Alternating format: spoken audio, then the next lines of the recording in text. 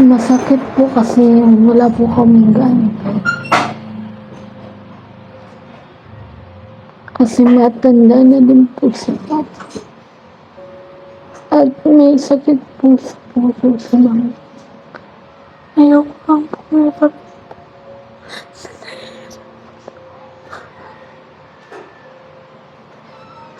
Sa murang edad, hindi akalain ni Vanessa na tatamaan siya ng chronic kidney disease. Ang dating batang malusog, masigla, hindi sakitin at malakas kumain ngayon ay dinadialysis.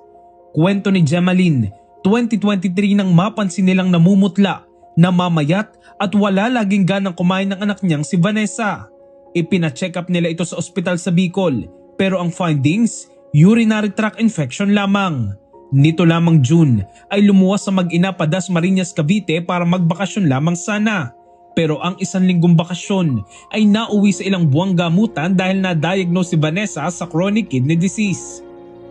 Parang pinagsakloban ng langit at lupa si Gemaline nang malaman niya na may sakit ang kanyang anak dahil di niya inaasahan na ang bibo at malusog na anak ay tatamaan ng sakit sa bato. Para po talagang ako yung kasi po yung nung pong nag-sure siya sa dialysis, nung po tumaas yung BP niya, talagang po siya, critical na siya.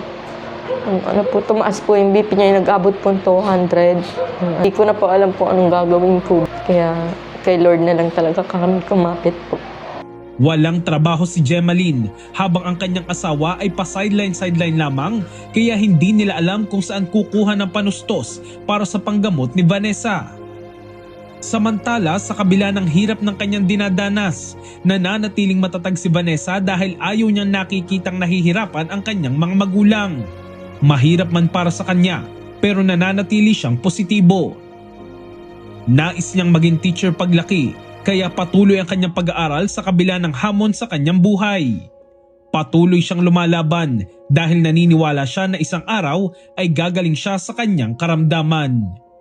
In the heart of changing lives, ito si Brigada Jigo Custodio ng 105.1 Brigada News of Manila, The Music News Authority.